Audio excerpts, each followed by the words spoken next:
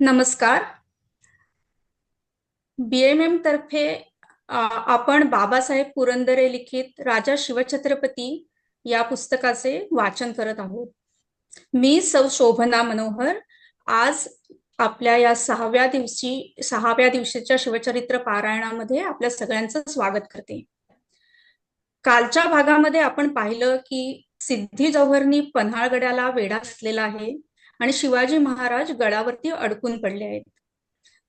हा वेढा एवढा जबरदस्त आहे की कोणालाही त्या वेढ्यातून बाहेर पडता येत नाहीये. आणि त्याच वेळेला शाहिस्ते खान मजर दर मजर करत स्वराज्याची नासधूस करत पुण्यापर्यंत पोहोचलेला आहे. सो महाराज मोठ्या पेचात पडलेले आहेत. एका बाजूला सिद्धी जौहर आणि दुसऱ्या बाजूला शाहिस्ते खान. आणि यावेळी त्यांच्या आऊसाहेबही त्यांच्याजवळ नाहीत. आऊसाहेब राजगडावर आहेत. तर आजच्या भागामध्ये आपण ऐकणार आहोत की या प्रसंगातून मोठ्या मुत्सद्देपणाने आणि शिताफीने शिवाजी महाराज कसे बाहेर पडतात आणि विशाळगडावर पोहोचतात.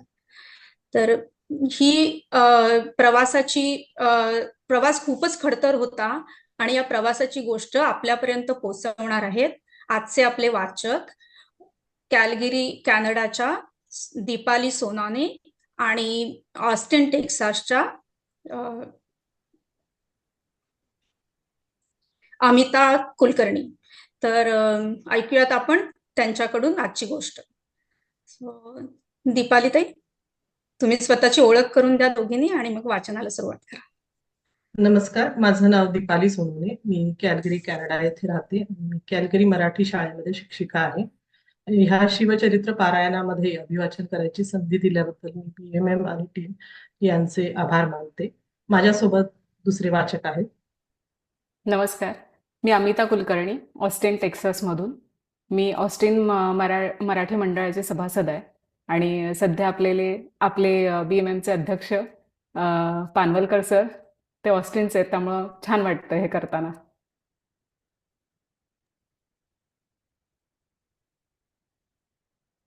पन्हाळगडाखाली जौहरचे सैनिक इतक्या बेमालूमपणे गाफील झाले होते की ते त्यांच्याही ध्यानात येत नव्हते.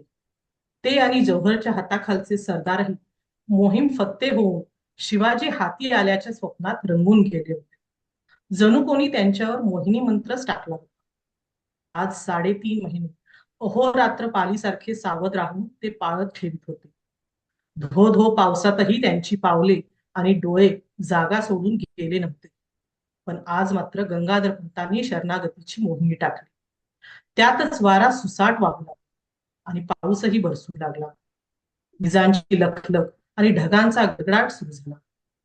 गडावर धावपळ गडबड नव्हती, पण सर्वांची हृदय मात्र धडधडत होती. गडाच्या नित्याच्या बंदोबस्तात थोडीही ढिलाई नव्हती, उलट अधिकच दक्षता होती. कारण गडाची जोखीम सर्वस्वी मावळ्यांच्या शिरावर आली होती. महाराज अर्ध्या एक घटकेने गडावरून जाणार होते. महाराजांनी अंतःकरणपूर्वक जगदंबेचे स्मरण केले. जणू काही तुळजाभवानीला ते म्हणत होते की आई साहेब, तुमच्या कौला वेगळे आम्ही कधीही वागलो नाही, वागतही नाही. तुमच्या मर्जी वाचून सर्व व्यर्थ आहे. आशीर्वाद असू द्यावा. उदयोस्तू उदयोस्तू. महाराज निघण्याकरता वळले. त्र्यंबक पंत चिंताव्यग्र मनाने उभे होते. महाराज त्यांना म्हणाले, त्र्यंबक पंत, आम्ही निघालो. गड सांभाळा. सर्व वातावरण अतिशय गंभीर होते. महाराज एक महादिव्य करण्यासाठी निघालेले पाहून पन्हाळगडच्या तटबुरुजांचे चिरेही गरीब झाले होते. काळोखातून मुक्या मनाने ते महाराजांना जणू म्हणत होते की, राजा, गडाची चिंता करू नकोस. आम्ही फार पक्के आहोत. जीव खालीवर होतो तो तुझ्यासाठी. महाराज गंभीरपणे पाऊल टाकत निघाले. त्यांच्या हृदयस्थानी धैर्य लक्ष्मी उभी होती. त्यांच्या प्रत्येक श्वासातून जणू काही आदेश उमटत होता की, पन्हाळगडच्या निष्ठावंत तटबुरुजांनी, माझ्या प्राणप्रिय मावळ्यांनो, माझी चिंता करू नका. यश देणारी स्त्री शक्ती आदिमाता आहे. जीवावरचे धाडस आहे. जगदंबेची इच्छा दिसते की हे स्वराज्य संकटाच्या निखाऱ्यातून तावून सुलाखून निघावे. आपण एकदा पोत हाती घेतला, आता खाली ठेवणे नाही. आपापले कर्तव्य कसोशीने पार पाडण्याचा प्रयत्न करा. आपण वाघाचे जीने जगणारी माणसे आहोत. जर वाघाचे जीने जगायचे तर शिकाऱ्यांच्या बंदुकीतून सुटणाऱ्या गोळ्या खायची तयारी ठेवली पाहिजे. आपली शिकार झाली तरी चालेल, जगात आपल्यावर कुणी प्रेम केले नाही तरी चालेल. आपण वाघ आहोत, मर्द आहोत, स्वराज्याचे शिलेदार आहोत. महाराज महालातून बाहेर पडले. महाराजांबरोबर कोणी जोखमीचे वडीलधारे माणूस कोण जाणार होते? जोखमीचे ते सर्वच होते, 600 जण. पण वडीलधारे अन हक्काने महाराजांना सांगणारे होते ना कोण? बाजीप्रभू देशपांडे. अशा अवघड वक्ताला बाजीच हवी. बाजींच्या बरोबर फुलाजी होतेच आणि त्यांचे म्हणजेच बांदल देशमुखांच्या निस्बतीचे मावळेही होते. महाराजांसाठी एक पालखी तयार केली. महाराज येताच 600 मावळे उठले.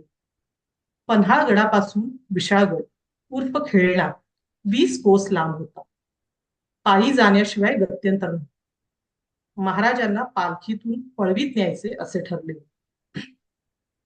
आणखी एक पालखी तयार होती. ही दुसरी पालखी कुणाकरिता? कोण जाणे.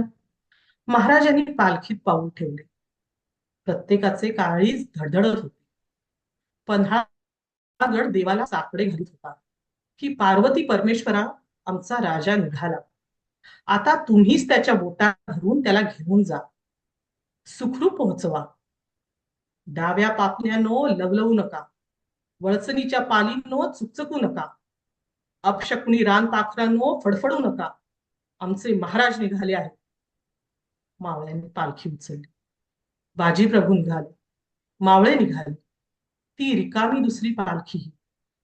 पाऊस पडत होता. वारा अधिकाधिक फोफावत होता. आभाळातील काळे ढग एकमेकांना दरडावीत होते. विजांचे तडाखे एकमेकांना देत होते. आभाळात भाऊबंदकी माजली. गडद काळोखाचे साम्राज्य होते. पौर्णिमेच्या पूर्ण चंद्राच्या हातात काहीही सत्ता नव्हती. अगदी पुढे वाट्याडे हेर चालले होते. मागोमाग सर्वजण अंधार पोखरीत चालले होते. सांगाती दिवा नव्हता, देवटी नव्हती, मशाल हिलाल काहीच नव्हते. पालखी खालीवर लवलव करीत होती आणि 600 हृदये. रात्रीचा हा पहिला प्रहर चालू होता. रात्री 10 वाजेपर्यंतची वेळ. गडाचा दरवाजा खुलला. पालखी बाहेर पडली.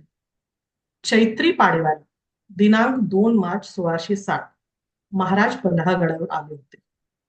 त्यानंतर आज दिनांक 12 जुलै 1660 पुरेपूर 4.25 महिन्यानंतर ते गडातून बाहेर पडत होते. दरवाजा मागे पडला. हेरांच्या मागोमाग मंडळी चालली होती. किती गुपचूप, किती जपून, किती सावकाश आणि किती झपझप. अंधारामुळे दिसत काहीच नव्हते, पण हेर अचूक चालले होते. पाऊस व सोसाट्याचे वादळ चालूच होते. विजांच्या चमचमाटामुळे सर्वांच्या काळजात धस्स होईल. भीती वाटे की या लख उजेडात आपणा शत्रूने पाहिले तर. जीव खालीवर होत होता. पालख्यांना किती झोके हेलकावे बसत असतील. पावसांच्या झडीखाली मावळे कसे चालले असतील. विजेच्या उजेडात त्या चिंब भिजलेल्या मावळ्यांची अंगे कशी चमकत असतील याची कल्पनाच केलेली बरी. महाराज श्रींचे स्मरण करीत होते. जगदंब जगदंब. सबंध डोंगरावरून पाणी खळाळत होते. मोठमोठे धबधबे धो धो धो आवाज करीत खोल दऱ्यात कोसळत होते. रात किड्यांनी कर्कश सूर धरला होता. काजव्यांची चमचम चौफेर चालू होती. सारे वातावरण भयानक होते. त्यातच डोंगरभर पावसाच्या पाण्यावर बहरून गेलेल्या कळंब, कुंद आणि कुड्याच्या जाळी धुंद सुगंध उधळीत होत्या. केवढा घमघमत होता. गडाचा निम्मा डोंगर वादळाशी झगडत संपला. आता छाताडे जास्त धडपडू लागले. वेढा जवळजवळ येत चालला. हेर अचूक चालले होते. लखाकणाऱ्या विजांमुळे हेरांनी हेरून ठेवलेल्या वाटेवरच्या खुणा दिसत होत्या आणि काहीसा फायदाच होता. पायथा जवळ येत चालला. वेढ्याची हद्द जवळ येत चालली. आली. थोडे अंतर राहिले. आता अगदी जीवाचा करार. त्या मुसळधार पावसातही प्रत्येकाच्या अंगातून धास्ती धसक्यामुळे घामाच्या धारा वाहत असतील कदाचित. अत्यंत सावध होता प्रत्येक जण. काळजी काळजी काळजी. त्या निधड्या छाताडातील उखळा दन दन दन कांदन चालले होते. वीज कडाडली की काळजात धस होत होते. जणू मुसळाचा घाव उखळाच्या काठावरच आदळत होता.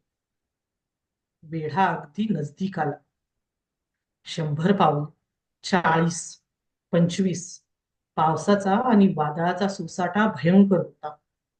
क्षितिजाच्या पलीकडून जमीन आणि आसमानाच्या दोन्ही ओठातून वायू एवढी जबरदस्त फुंकर सतत घालीत होता की जणू पृथ्वीची गती रोधली गेली होती. हेरांनी शोधलेल्या मार्गावर आणि इतरत्रही सामसूम दिसत होती. 10 पावले गेली, 5 गेली, ऐन वेढाच लागला. सृष्टीचे थैमान चाललेले आणि मावळ्यांच्या खांद्यावर स्वराज्याची जोखीम. हो, आठवले आठवले. युगायुगांनी अशीच एखादी रात्र उगवली. फार फार शतकांपूर्वी, कलियुगापूर्वी एका भयान अंधार कोठडीत एक दिव्य बालक जन्माला आले. जन्माला आल्याबरोबर त्याला ठार मारण्यासाठी राक्षसांनी त्या कोठडीला वेढा दिला होता. ती रात्र अशीच होती. अशाच विजा, असेच काळीज धडधडत होते.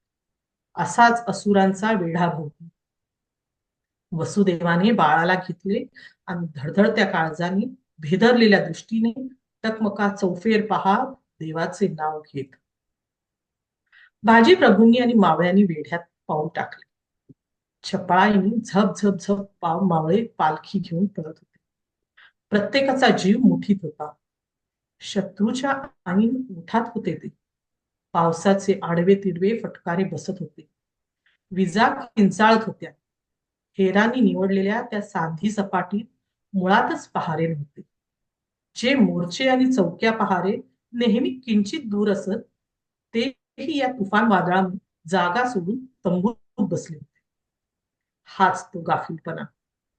परंतु तेवढ्यात जर एखाद्या हशमाने पाहिले तर, फाडकन एखादी गोळी कोकणी सणांली तर, कोणाचीच हृदये जागेवर राहिली.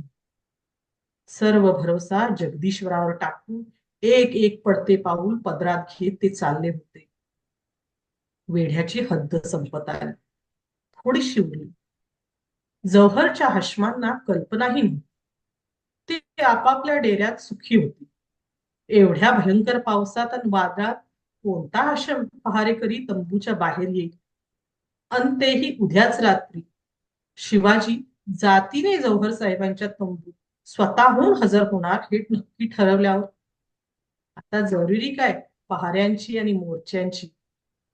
जव्हरचे हशम अवघ्या एका दिवसासाठी एवढे गाफील बनले. महाराजांना घेऊन 600 लोकांची टोळी वेढ्यातून निघून जात होती. शत्रूला फक्त निसर्गाचाच सडसडाट ऐकू जात होता. शिवाजी पळतोय याची त्यांना कल्पनाही नव्हती आणि चाहूलही नव्हती. महाराजांना निसर्गाने अनुकूल साथ दिली. वेढ्याची हद्द संपली, ओलांडली. सर्वांच्या हृदयातून आनंदाची झुळूक आर पार निघून गेली. पण भय संपले नव्हते. वेढा मागे पडत चालला. पालखी पुढे पळत होती. शत्रू मागे राहिला. सुटकीच्या अंतरात, टाळीच्या अंतरात, हाकेच्या शिळेच्या शिंगांच्या अंतरात. आपण सुटलो या आनंदाने मावळ्यांची मुनी उभरली. आता विशाळगडाच्या रोखाने पावले धावत होते. महाराज सिद्धी जोहरच्या मगर मिठीत नव्हे, मगर मुखातून सही सलामत निसटली होती. खरोखर आश्चर्य. तुळजा भवानीने शत्रूला भूल घातली खास. पालखी वेढ्यापासून झपाट्याने दूर चालली होती. आता डोंगराची मुरमाड जमीन संपून चिखल सुरू झाला. पचक पचक पावले वाजू लागली. अंधार मी म्हणत होता.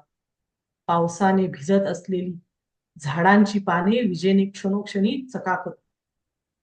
आणखीन काही अंतर तुटले की निर्धास्त आणि बिनबोभाटपणे विशाळगडाच्या पायथ्यापर्यंत तरी पोहोचायला हरकत नव्हती.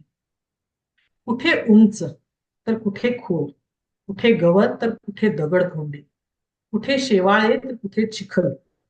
अशी ती अडचणीची वाट होती. काही काही ठिकाणी तर जांभळ जांभळ चिखल होता. महाराज पालखीत बसले होते, पण मन आणखी बरेच अंतर काटले गेले. पालखी पुढे पुढे धावत होती. त्या 600 काळ्या कुट्ट सावल्या भूतांप्रमाणे गुपचूप पळत होत्या. मधूनच एखादी डरकाळी उठली. काळजात चर्र होईल.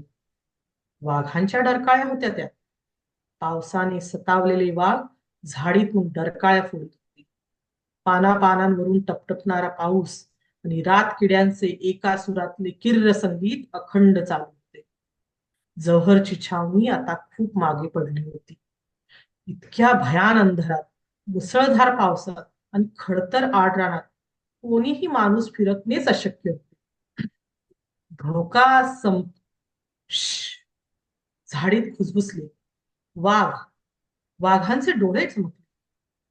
कोण? कोणी नाही.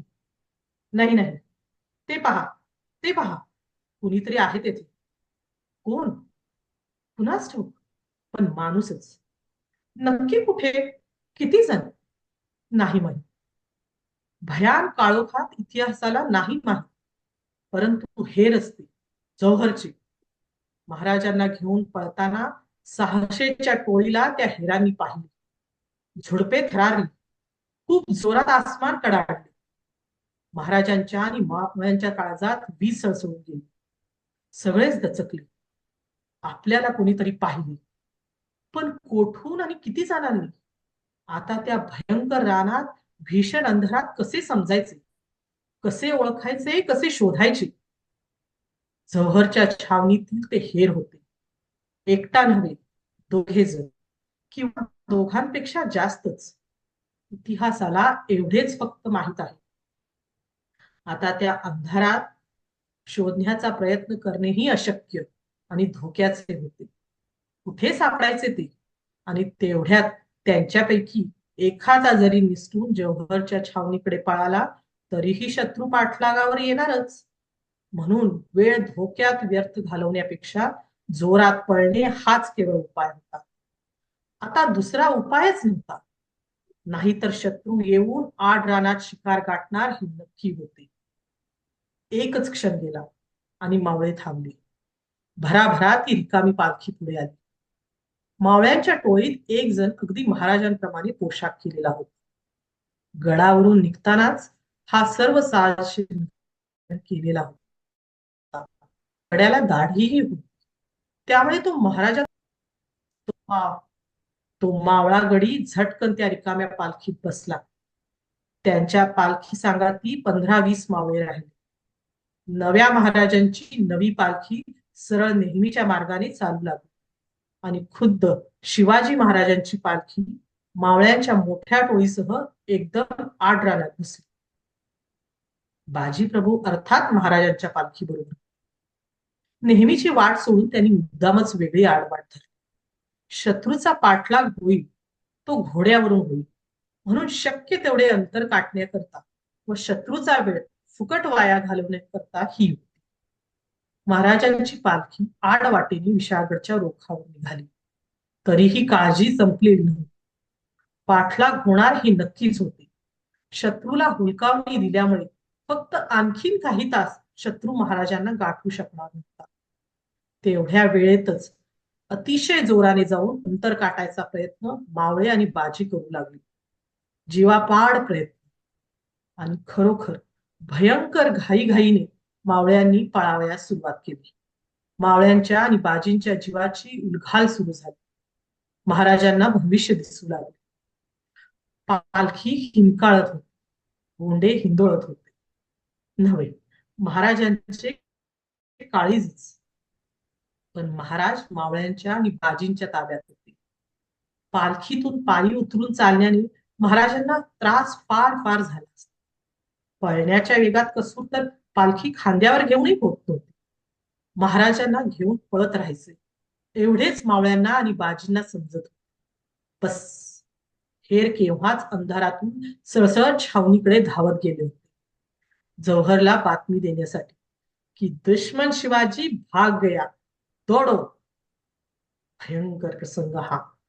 आता वेढ्यातली गनिमी फौज येणार, पाठलाग होणार. बाजींच्या काळजात चिंतेची चिता पेटली. महाराजांना पालखीतून उतरून न देता बाजींची आणि मावळ्यांची पराकाष्ठा चालली, जास्तीत जास्त जोरात धावण्याची. खाली उतरून पळण्याकरिता बाजींना किंवा मावळ्यांना महाराजांनी काय काय म्हटले असेल ते केवळ त्यांनाच माहीत, इतिहासाला माहीत नाही. अजून किती दूर दूर विशाळगड होता.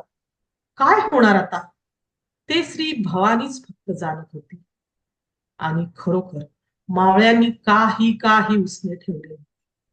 खाली दोन दोन वीट चिखलाची रबडी होती. पायात काटा मोडतोय का घोट्यात पाय मुरगळतोय याचा विचारही ते करीत नव्हते. महाराजांना आपल्या माणसांचे ते कष्ट पाहवत नव्हते, पण ते त्यांच्या निष्ठेचे आणि प्रेमाचे सक्त कैदी होते. सिद्धी जोहरचे हेर शिवाजी पळाल्याची भयंकर बातमी घेऊन छावणीत येऊन धडकले. सगळ्या छावणीत ही बातमी पसरली, गडबड उडून गेली. शिवाजी पळाला, शिवाजी पळाला. असा कसा पळाला? कोण जाणे, पण पळाला. अजून पळतो, विशाळगडाच्या रुखाने पालखीत बसून पळतो. ही बातमी सिद्धी जोहरच्या कानावर आदळली. वज्राघातच होता तो त्याच्यावर. त्याचे कान, डोळे, मन एकदमच सुन्न झाले. आपण हे काय ऐकतोय आहोत हे त्याला समजेच ना. तो डोळे ताणून पिसाटासारखा स्तब्ध होऊन पाहू लागला. जणू महाभयंकर जलप्रलयातील भोऱ्यात सापडून तो गरगरा गरगरा फिरत होता. असे वाटले की आता हा एकदम वेडाच होणार. शिवाजी शिवाजी पळाला, पळाला. कसा कसा कसा? 4.5 महिने हजारो हशमांच्या फौजेसह, तोफखान्यासह, मोठमोठ्या सरदारांसह बळकट वेढा घालूनही अखेर तो पळाला. सिद्धी जोहर भयंकर उद्विग्न होऊन पश्चातापाने म्हणाला, या अल्लाह, ये क्या हुआ? इस परनाले किले पर जेर किया हुआ दुश्मन हमको धोखा देकर भाग गया. ये कैसे हुआ? अब हजरत शाह आदिल शाह की खिदमत में मैं कैसे पेश हूं? इस्लाम का भारी दुश्मन मेरे पंजे से छूट गया. ये सुनकर शाइस्ते खां और सारे सरदार मुझे क्या कहेंगे? मेरे शिकंजे से एक बेशकीमती जेवर गायब हो जाने से मुझे कितनी खस्तगी हो रही है, ये कैसे बताऊं? जौहर कमालीचा उद्विग्न झाला. आता काय करू आणि काय नको हे त्याला समजेना. सर्व सरदारही दिग्मूढ झाले. बाहेर पाऊस पडत होता. हे जौहरच्या 3.5 महिन्याच्या अविश्रांत प्रामाणिक कष्टावर पाणी पडत होतं ते. जौहरच्या पुढे सिद्दी मसूद उभा होता. जौहरने एकदम त्याच्याकडे बोट करून म्हणले, दिलेर मसाऊद, तुम फौरन शिवाजी का पीछा करो. मेरे हाथों से एक बेनजीर नगीना निकल गया. हमारी आंखों में धूल झोंक कर शिवाजी भाग गया. मसाऊद, तुम भी उसका पीछा करो, जाओ. सिद्धी जोहरचा हुकूम होता क्षणीच मसूद घाईने निघाला.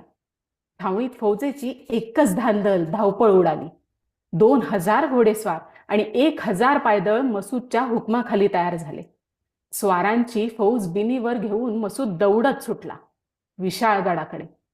हा सिद्दी मसूद अतिशय शूर आणि जौहरचा निष्ठावंत सरदार होता. तो मुळी जौहरचा जावईच होता, मुलीचा नवरा. मसूदची फौज निघाली, खूप जोरात निघाली. पण तो पाऊस, तो अंधार, ती भयंकर खराब वाट, शेवाळे, निसरडे, चिखल, अडथळे होतेच. त्याचे हशम शेवाळ्यात रपारप पडत होते. काही ठिकाणी तर त्याच्या घोड्यांचे पाय गुडघ्या गुडघ्या इतक्या चिखलात रुतत होते. सर्वात अडथळा अंधाराचा होता. धडपडत धडपडत मसूद विशाळगडाच्या रस्त्याने चालला होता. कितीतरी वेळ तो आणि त्याचे सैन्य रस्ता तुडवीत होते. पण शिवाजीची काहीच चाहू लागेना. पळत होते, पडत होते. अंगभर चिखल माखला होता, तरीही पळत होते. शिवाजी हवा होता. विजांच्या चमचमाटात फक्त झाडी, चिखल, धोंडेच दिसत होते. बराच रस्ता तुडवल्यानंतर विजेच्या प्रकाशात मसूदला एकदम 15-20 माणसे आणि एक पालखी पळताना दिसली. एकदम आनंदाची उकळी आणि आरोळी फुटली. शिवाजी, शिवाजी, पकडो पकडो, ठेरो ठेरो. मसूद आणि मसूदचे स्वार चिखल उडवीत ताड ताड दौडत निघाले. 15-20 मावळे पालखी पळवत होते. एका क्षणात पालखीला स्वारांचा गराडा पडला. पालखी थांबली. पालखीत कोण आहे असे मसूदने दरडावून विचारले. मावळ्यांनी सांगितले की पालखीत शिवाजी महाराज आहेत. शिवाजी म्हणजे सापडलाच. मसूदचा आनंद सैन्यात मावेना. फसवून पळून चाललेला तो लबाड अखेर सापडलाच. मसूदने पाहिले, अंधारात शिवाजी महाराज पालखीचा गोंडा धरून बसले होते. आता नशिबात जे लिहिलेले असेल ते भोगायला महाराज तयार होऊन बसले होते. मसूदला विजयाचा आनंद होत होता. फत्ते, शिवाजी जिंकला. सारी मराठी दौलतच जिंकली. नव्या आनंदाच्या, अमाप नव्या कल्पनांच्या, उत्साहाच्या विजापुरी सैन्यात चमकत होत्या. मसूदने पालखीच्या भोवताली सशस्त्र हशमांचा पहारा घालून पालखीसह महाराजांना कैद केले. मावळेही पकडले आणि पालखी पन्हाळगडाखाली छावणीत घेऊन जाण्याकरता आपल्या फौजेचे तोंड त्याने माघारी वळवले. आता अगदी आनंदाने चिखल तुडवीत मसूदची विजापुरी फौज परत माघारी निघाली आणि पालखीसह छावणीत आली. महाराज पळून गेल्यामुळे छावणी अगदी उदास झाली होती. जौहर पश्चातापाने जळत होता. एवढ्यात ओरडत गरजत विजापुरी फौज माघारी आली. छावणीत बातमी पसरली, शिवाजी सापडला, कैद झाला. जौहरलाही समजले. जौहरला केवढा आनंद झाला. हरपलेले यश सिद्धी मसूदने खेचून आणले. जौहरला जावयाबद्दल केवढी धन्यता आणि अभिमान वाटला असेल ते तोच जाणे. चिखलाने माखलेले विजयी वीर आले. त्यांचे चेहरे मात्र कमळासारखे फुललेले होते. पालखी आली. जौहरने आणि इतर सरदारांनी पाहिली. पालखी थांबली. महाराज पालखीतून उतरले. मंडळी निरखून पाहू लागली आणि त्यांच्या चेहऱ्यावरचा आनंद घरंगळू लागला. शंका आणि संशय उमटले, बळावले आणि मंडळींची खात्री झाली की हा शिवाजी नव्हे, दुसराच कोणीतरी असला पाहिजे. पूर्वी काही जणांनी शिवाजीला प्रत्यक्ष पाहिलेले होते. घात झाला. त्यांनी महाराजांची चौकशी केली आणि त्यांना समजले की हे प्रत्यक्ष शिवाजी महाराज नसून शिवाजी नाव असलेला एक न्हावी आहे. भयंकर घोटाळा झाला. एकदम वातावरण पालटले. सोसाट्याच्या वाऱ्यात आनंद पार उडून गेला. फजिती, निव्वळ फजिती. जौहर भयंकर वैतागला. छावणीत पुन्हा धावाधाव सुरू झाली. चिडून हुकूम सुटले. मसूदला तर मेल्याहून मेल्यासारखे झाले. त्याने पुन्हा तडकाफडकी फौज बाहेर काढली. पुन्हा पाठलाग. एवढ्या वेळात महाराज खूप खूप दूर गेले होते. मध्यरात्र उलटून गेली होती. मसूद आता अगदी चिडून संतापून निघाला. 2000 घोडदळ दौडत निघाले. मागोमाग 1000 पायदळ निघाले. पुन्हा तीच वाट, तोच चिखल, तेच शेवाळे, अंधार आणि अडथळे. महाराजांची पालखी घेऊन मावळे झपाट्याने चाललेच होते. तासामागून तास चालले होते. मावळे शिकस्तीने पालखी पळवित होते.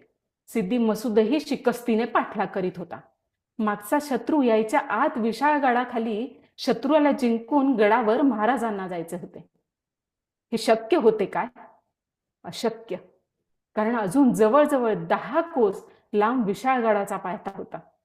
विशाळगडाच्या पायथ्याशी जसवंतराव आणि सूर्यराव मोर्चे लावून बसलेच होते. पण ही गोष्ट महाराजांना माहीतच नव्हती. पहाट झाली.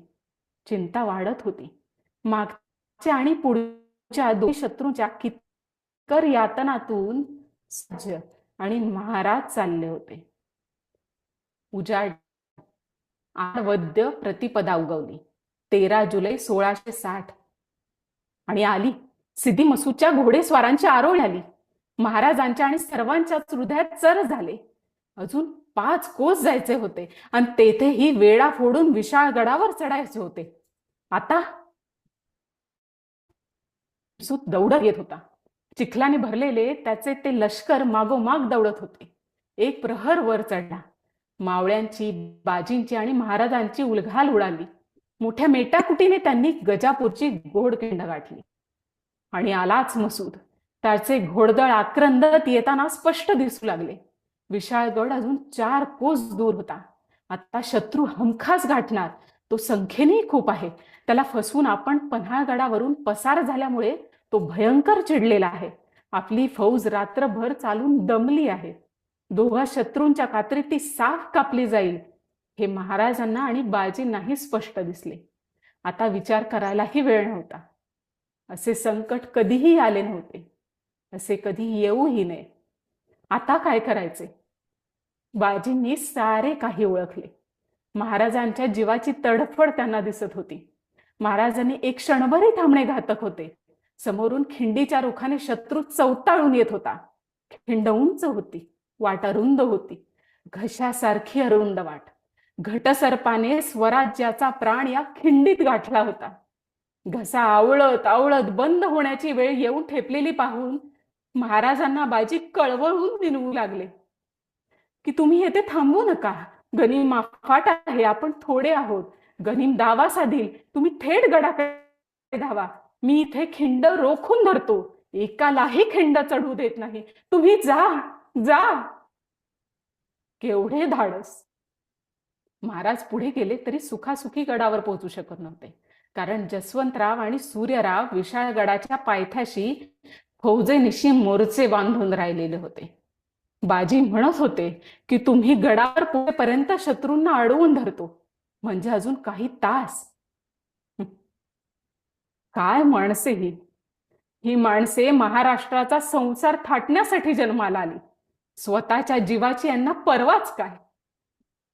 यांच्या एका हातात तुळशी पत्रे उमलत होती आणि दुसऱ्या हातात निखारा फुलत होता, आणि ती महाराजांना आपल्या निशब्द प्रेमाने विचारत होती, महाराज सांगा, यातले संसारावर घरदारावर काय ठेवू?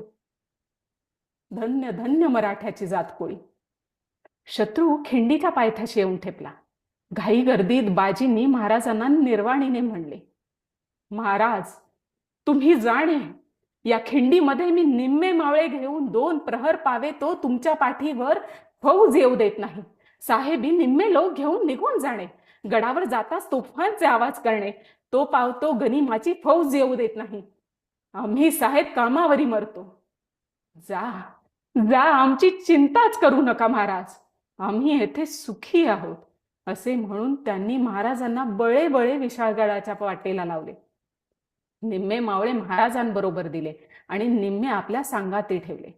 बाजींच्या संगाती राहिलेले मावळे हिडसर मावळातील होते. बाजींनी महाराजांना अखेरचा मुजरा केला, हर हर महादेव. 300 मावळ्यांसह बाजी खिंडीच्या तोंडावर येऊन उभे राहिले. ते आवेशाने सिद्धी मसूदच्या फौजेला जणू आव्हानच देत होते की या या लेकानो, आमचा राजा हवाय नाही का तुम्हाला, या इकडं. शत्रूची पहिली भयंकर लाट खिंडीवर थडकली. बाजींची वानर सेना खवळली होती.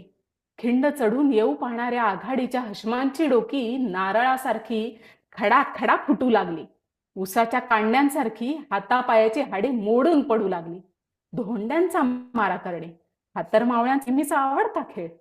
शत्रूचा एक माग एक हशम गड गड गड कोलमडत खिंडीच्या पायथ्याशी आपोआप पोचू लागला. महाराज विशाळ गडाकडे दौडत होते. गडाचा पायथा अजून 4 कोस दूर होता, म्हणजे पायथ्याशी पोचायला कमीत कमी 1.5-2 तास हवे होते. तिकडे पन्हाळगडाच्या पायथ्याशी सिद्दी जोहर आणि फाजल खान यांनी गडाचा वेढा पुन्हा सक्त केला होता. जोहर स्वतः वेढ्यातच थांबला होता. बहुधा त्याला असे वाटले असावे की कदाचित खरा शिवाजी अजून गडावरच असेल. जर वेढा ढिला पडला तर खरा शिवाजी पळून जाईल. बाजी आणि त्याचे मावळे कमालीच्या शौर्याने खिंडीत लढत होते. दिवस माथ्यावर चढत होता. सूर्य पुढे पुढे चालला होता, पण ढगा आडून. महाराज विशाळगडाकडे धावत होते. पायथा अगदी जवळ आला होता. थोडेच अंतर उरले होते. गडावरती भगवा झेंडा उंच उंच फडकत होता. गडाच्या तळाशी शत्रूचे, म्हणजे शत्रू बनलेल्या आपल्याच मराठ्यांचे मोर्चे लागलेले होते. काय व्हायचे असेल ते होईल अशा निर्धाराने महाराज 300 मावळ्यांनिशी झाडीतून झर झर झर झर चालले होते. तिकडे खिंडीत शर्थीची झुंज चालूच होती. विशाळगडाखालचे सूर्यराव आणि जसवंतरावांचे मोर्चे सावध झाले. दोघाही सरदारांना समजले की मावळ्यांचा जमाव घेऊन खासा शिवाजीराजा गडाकडे येतोय. उठलेच लगेच ते चंद्र सूर्य महाराजांना अडवायला, मारायला, पकडायला. स्वराज्याचे हे कम नशीब, ही आमचीच माणसे, काय बोलावे तरी काय यांच्या बाबतीत. वास्तविक या सूर्यरावाने गजापूरच्या खिंडीत धाव घेऊन बाजी प्रभूंना म्हणावयास हवे होते की बाजी, तुम्ही रात्रभर थकलेले आहात, मी उभा राहतो खिंडीत, तुम्ही मागे व्हा.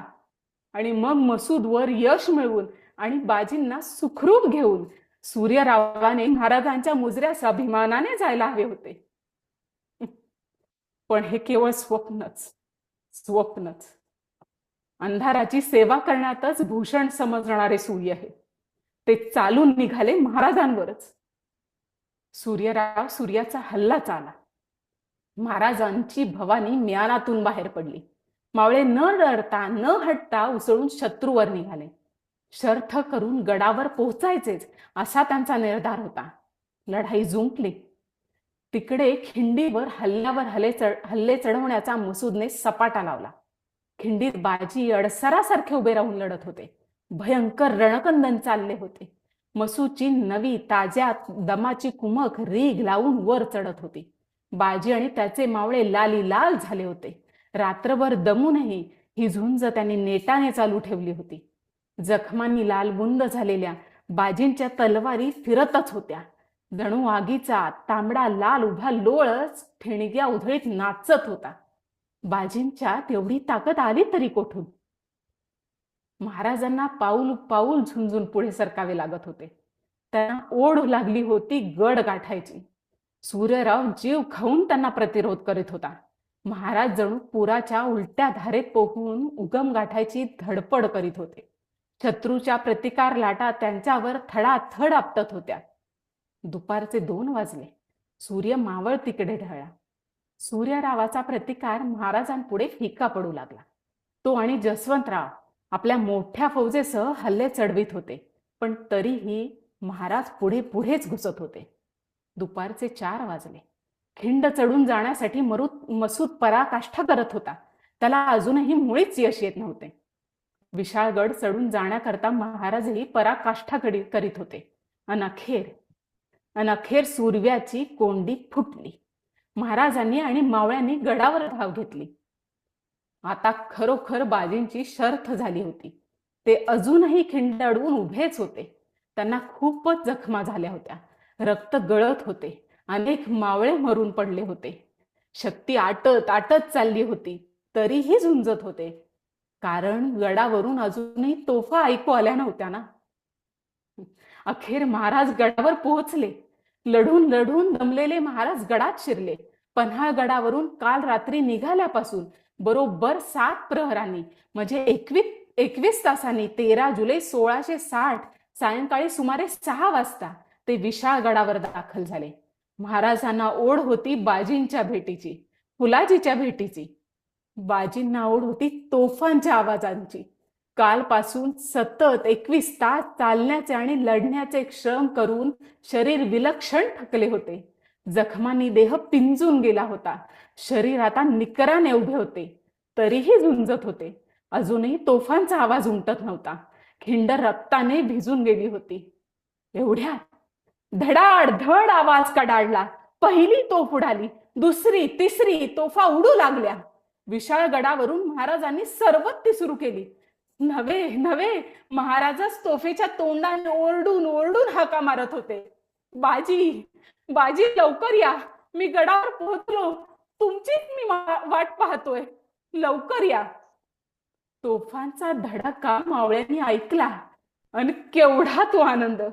महाराज पोहोचले. बाजी आनंदले. एवढ्यात घात झाला. बाजींचा आर्त स्वर उमटला. शत्रूकडील कुणाचा तरी अकस्मात एक घाव सपकन बाजींवर पडला.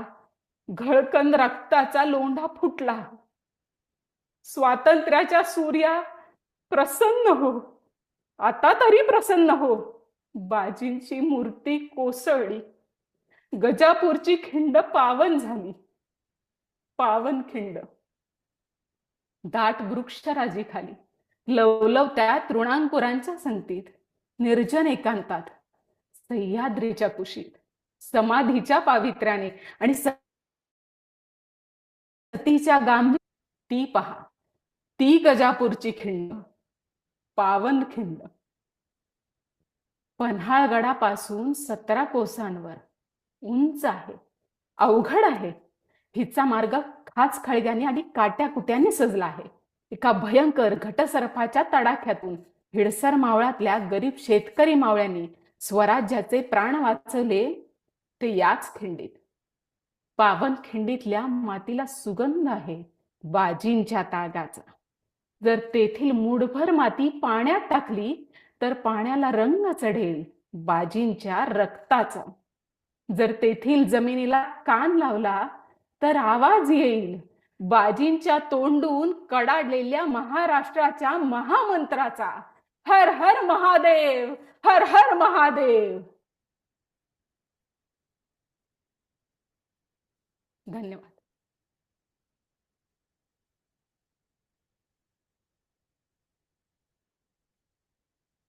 खूपच सुंदर. दीपालीताई आणि अमिताताई दोघींचंही वाचन खूप छान झालं.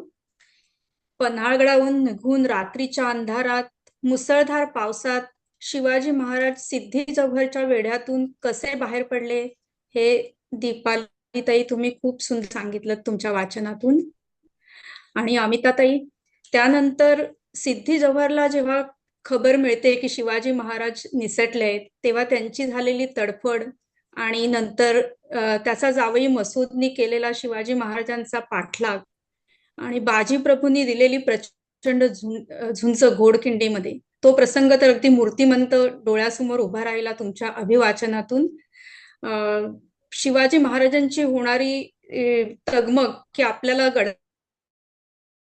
गडावरती पोचा आपल्यासाठी प्राणपणाला लावून खिंडीमध्ये उभा राहिलेला बाजी प्रभू, त्यालाही त्यातून सुटून आपण त्यांना कधी भेटतोय ही त्यांची तगमग आणि बाजी प्रभूंच्या शिवाजीच्या प्रेमाने त्यांना कधी एकदा आपण सुखरूप गडावर पोहोचवतोय, ह्या दोघांचीही मनातील घालमेल आपण खूप छान पद्धतीने सादर केलीत. दोघींचेही खूप खूप धन्यवाद. आता कोणाला काही प्रतिक्रिया द्यायच्यात आजच्या वाचनाबद्दल? राहुल सर.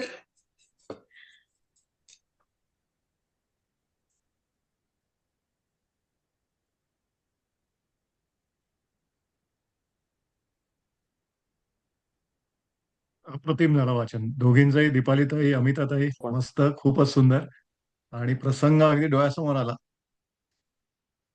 आणि खरं सांगायचं तर डोळ्यात अश्रू पण आले. धन्यवाद. खूप छान. तुमचा आवाज ब्रेक होतोय, फक्त मलाच होतोय का बाकीच्यांना पण होतोय? नाही, आम्हाला येतोय व्यवस्थित आवाज.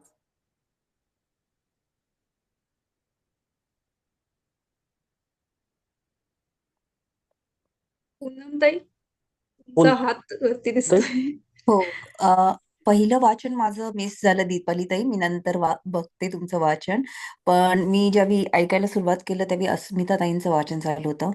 तुमचे फेशियल एक्सप्रेशन वा वा वा वा, म्हणजे नजर हटत नव्हती आणि ते अंगार जे होते ना शब्दातले, म्हणजे बाजीप्रभूंच्या चेहऱ्यावरती येणारे ते तुमच्या डोळ्यातनं असे थरारत होते. आणि ज्यावेळी कळकळीने शिवाजी महाराज वरती गडावरती गेले आणि ते तोफ उडवतात तर असं काळजात असं धस झालं की खरं हा प्रसंग परत येईल आणि खरं बाजी प्रभू परत आपल्याला मिळतील. आणि शिवाजी महाराज तो काळ संपूर्ण डोळ्यासमोर उभा राहत होता.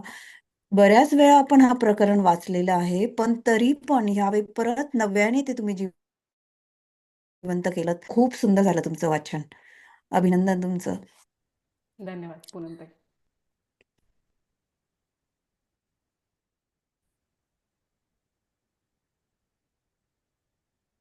मी आनंद बोलू? काका. माझाच आवाज.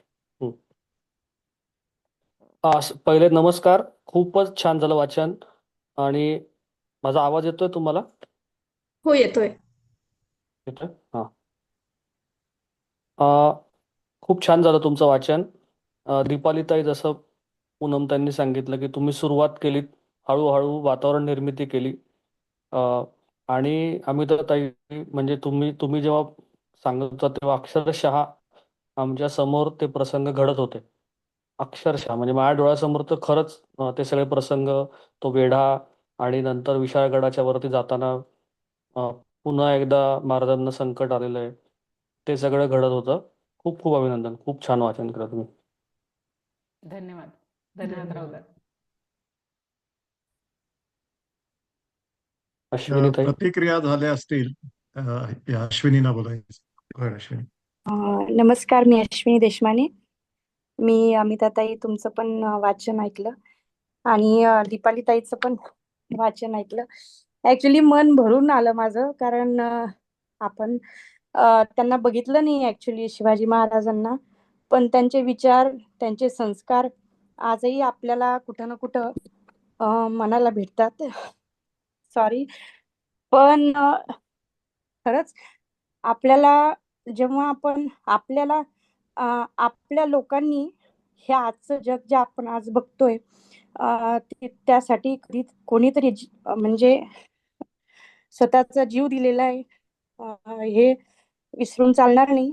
त्याच्यामुळं आपण सर्वांनी आजच्या स्वातंत्र्याची किंमत करणं किती गरजेचं आहे हे याच्यातून दिसतं.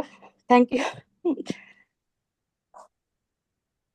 धन्यवाद अश्विनी ताई. धन्यवाद अश्विनीताई. मला इथं एक आता जे तुम्ही बोलला त्याच्यावरच एक सांगावंसं वाटतं की मी कोल्हापूरवरून आहे, त्यामुळे ऍक्च्युली हे आता पन्हाळगडचं जे वर्जन आहे पूर्ण, म्हणजे लहानपणापासून आम्ही पन्हाळगडावर सुट्टीला सहलीला वगैरे जातच असायचो. आणि आता हे रात्रीचं पन्हाळगड इतक्या वर्षापूर्वीचं, आता तर लाईट वगैरे सगळं आहे, रस्ते आहेत, त्या अंधारात जेव्हा शिवाजी महाराज एवढे 600 मावळ्यांसह प्रयत्न करत होते चालण्याचा, म्हणजे तो त्या गोष्टीची आपण म्हणजे कल्पनाच फक्त करू शकतो. आणि आज तो भाग मला वाचायला मिळाला, यात मला खूप धन्यता वाटते आहे. तेच मी त्याच मुद्द्याकडे येणार होतो की आपले जे आज वाचक आहेत किंवा श्रोते आहेत, ते किती लोकांनी त्यातल्या खऱ्या पावनखिंडीला भेट दिली त्यांनी जर सांगितलं तर आवडेल मला. मी स्वतः कॉलेजला होतो 88 साली, तेव्हा पन्हाळगड ते विशाळगड पावनखिंडीतून आम्ही सगळ्यांची सहल गेली होती, ट्रेल म्हणूया आपण. आणि तुम्ही आता म्हणालात तसंच की कसं काय त्यांनी ते सुद्धा पावसात, अंधारात, रात्री, म्हणजे आम्हाला व्यवस्थित वेदर असताना चांगल्या हवामानात सुद्धा जायला कठीण पडत होतं. तर ही लोक अंधारात बिंधारात कसे गेले असतील, कमाल वाटते. आणि ती जी पावनखिंड आहे ती खरंच, म्हणजे आपण जे तुम्ही वाचलं अगदी ती अरुंद आहे आणि तो सगळा प्रसंग तिथे डोळ्यासमोर येतो. तर मला आवडेल जर कोणी तिथे गेलं असेल तर सांगा. पण अगदी आजचे दोन्ही वाचनं छान होती आणि एकदम तुम्ही उभं केलं ते सगळा प्रसंग तिथे.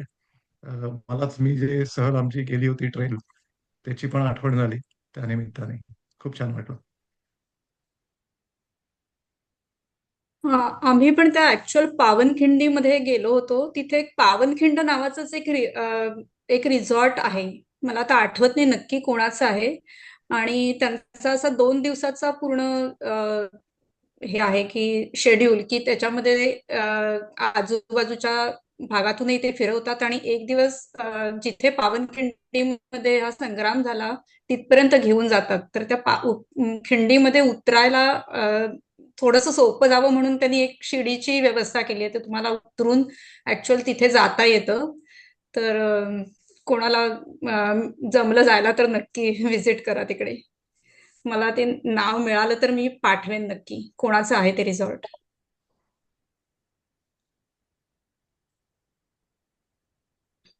तर राहुल सर शेअर करतायत आपल्याला व्हिडिओ.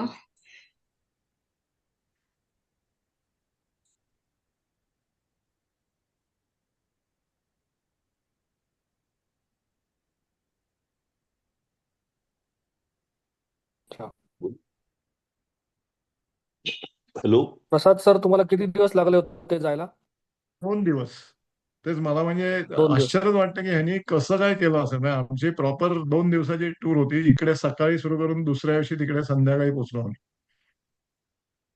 हा, तेच मला विचारत होतं किती वेळ लागतो. खूप अंतर आहे ते, राधाला म्हणजे काहीतरी अशक्य बोलायचं. अंतर आहे. Correct correct. राधाला काहीतरी बोलायचं आहे. तेव्हा 3 होते, मी 3 वर्षाची. मी तेव्हा 3 वर्षाची होती, तेव्हा मी पावन किंडल पाहायला गेले होते आणि मला गोष्ट खूप आवडली. आवाज पण छान आहे आणि मला असं वाटत होतं आपण समोरच पाहतोय. बस. Super super. किती गुड अजून राधा. थँक्यू. खरंच खरंच अजून एक संदर्भ द्यायचा आहे. आज आपल्यामध्ये बाजी प्रभूंचे वंशज आहेत, तर मी त्यांना जरा व्हिडिओवर आणत बघतो. अश्विनी ताईंना बोला वैभव. आहे इकडे अश्विनी. हा, तर हे यांचं नातं आहे बाजी प्रभू देशपांड्यांशी. आणि वैभव सुद्धा आपल्या पुढे स्टोरीमध्ये येईल. बाळाजी आवजी चिटणीस त्यांचा वंशज आहे. ते दोघंही जण हिस्टॉरिकल व्यक्तिमत्व आहेत आमच्या पिट्सबर्गमध्ये. नाही, थँक्यू. पण म्हणजे आम्हाला म्हणजे इतकं तुमचं वाचन आणि इतका अभ्यास याच्यावरती आहे आता, म्हणजे ह्याच्यामुळे आता आय थिंक आम्हाला जास्त ह्याच्यामध्ये अभ्यास करावासा वाटतोय आता मोर. त्यामुळे नक्कीच इन्स्पायरिंग हे आहे सगळं. आणि सगळेच वाचक म्हणजे आता इतके 6 दिवसाचे आणि आजचे सगळेच इतके छान वाचताय. मी डोळे बंद केले की सगळं पूर्ण दृश्य समोर येतं, उभं राहतं बेसिकली. थँक्यू वैभव. तुम्ही आजच्या पांडुरंग काका. भागाला हा, आवर्जून ऍक्च्युली आलात, त्यामुळे तर अजून छान वाटतंय की खास हा प्रकरण बाजी प्रभूंचा आहे आणि त्यांचं रक्त म्हणू शकतो आपण की नाही का आपल्या नसानसात वाहतंय. तर तुम्हाला त्याचा नक्कीच अभिमान वाटत असेल आणि थँक्यू तुम्ही आलात. आम्हाला पण छान वाटलं. नाही, थँक्यू थँक्यू. एवढं छान वाचल्याबद्दल. थँक्यू. हॅलो पांडुरंग काका. हॅलो हा, हॅलो कोण बोलतंय? हा, बोला ना, कोण हा, बोलतंय? मी महाराष्ट्र हा, सांगलीतून अविनाश मोहिते बोलतोय. बोला ना सर. हा, आता जे पावनखिंडीची मोहीम हा जो आता वाचन झालं, त्यामध्ये अतिशय फार चांगल्या पद्धतीने वाचन झालं. अक्षरशः दीपालीताईंनी अमिताताईंनी जे वर्णन केलं, वाचन केलं, अक्षरशः प्रसंग आम्हाला समोर दिसला. आम्हाला उभा राहिला प्रसंग. मी ती पावनखिंड मी पाहिलेली आहे. अतिशय दऱ्याखोऱ्यातली ती खिंड आहे.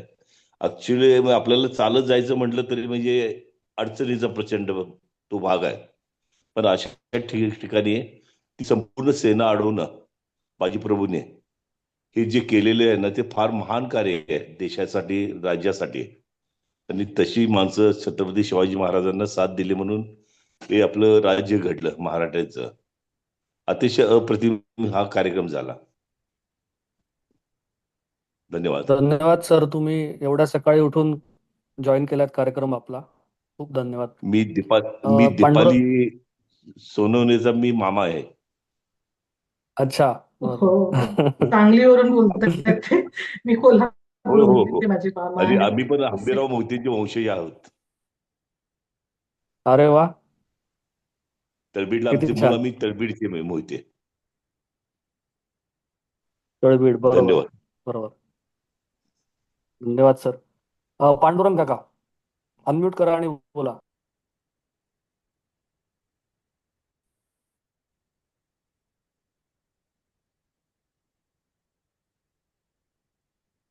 अनम्यूट करा काका, अनम्यूट करा.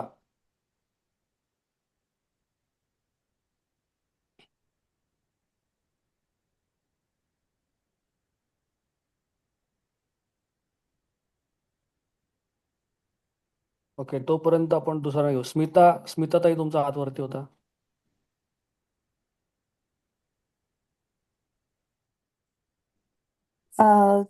ऍक्च्युली मला दीपालीच्या मुलाचं कौतुक करायचंय. दीपाली सोनवणे आमच्या शाळेची टीचर आहे, ती मराठी शाळेची. आणि मागच्या वर्षी आमच्या शाळेचा अॅन्युअल गॅदरिंगचा प्रोग्राम झाला होता, स्नेहसंमेलनाचा. आणि त्यांनी हीच स्क्रिप्ट लिहिलेली होती स्वतःच्या मनाने आणि त्यांनी ते बसवलं होतं नाटक. खूप सुंदर केलं होतं.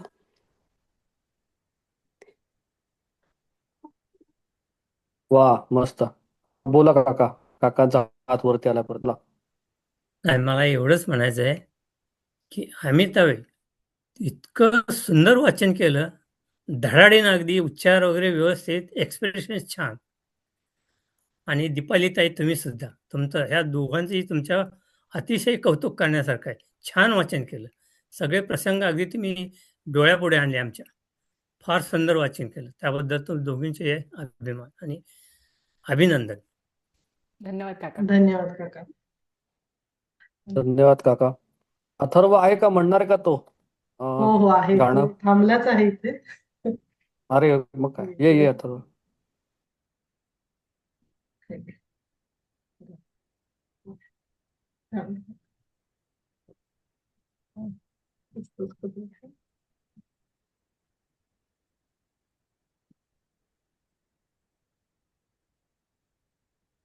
नमस्कार, माझं नाव अथर्व सोनवणे आहे आणि मी आज माझा गेल्या वर्षीचा प्ले बद्दल सांगते. ऑलरेडी माझ्या टीचरनी जरासं सांगितलं त्याच्याबद्दल, पण गेल्या वर्षी मी आणि माझ्या मित्रांनी प्ले बनवला होता पावनखिंड म्हणून, आणि आज तुम्ही बोलले त्याच्याबद्दल. पण त्याच्यात मी शिवाजी महाराज झालं होतं आणि त्याच्यात मी स्क्रिप्ट आणि डायलॉग लिहिले होते. माझ्या आईने आणि टीचरनी पण जरासं हेल्प केलं to make it more better. त्याच्यात मी 2 वाक्य सांगते तुम्हाला. एक शिवाजी महाराजांनी म्हटलं होतं, त्याच्यात 2 पालख्या निघतील. एक पालखी राजरस्त्याने जाईल आणि दुसरी पालखी जंगलाने जाईल. आणि दुसरं वाक्य, द मोर फेमस वन, ते बाजीप्रभू देशपांडेंनी म्हटलं होतं, ते 1,00,000 मेले तरी चालतील, पण लाखांचं पोशिंदा जिवंत राहिलं पाहिजे.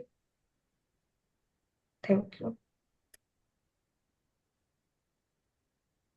अरे वा, एकदम लाख मुलाचं वाक्य बोललास तू. किती छान, बरोबर बोललास. आणि ते लाख मेले तरी चालतील, पण लाखांचा पोशिंदा जगला पाहिजे. किती छान. तू कॉन्फिडेंटली येऊन सगळ्यांसमोर बोललास, त्याबद्दल तुझं अभिनंदन. खूप छान. अजून कोणाला काही बोलायचंय?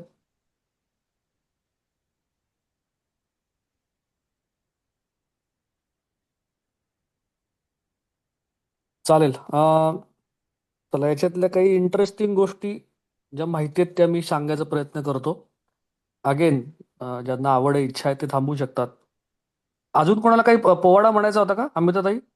म्हणजे कोणाला काही सांगायचं असेल तर नाही, प्लीज. तिला आता ते आता आयत्या वेळेस सांगितल्यामुळे अवघड आहे. तर बर, थोडी आधी काय हरकत कल्पना नाही. दिली असती तर काय केलाच आहे ना. बघू नंतर कधी असा मध्ये वेळ मिळाला तर करून घेते मी त्याकडून तयारी थोडी. एकदा म्हणून घेतला की जरा म्हणू शकेल ती.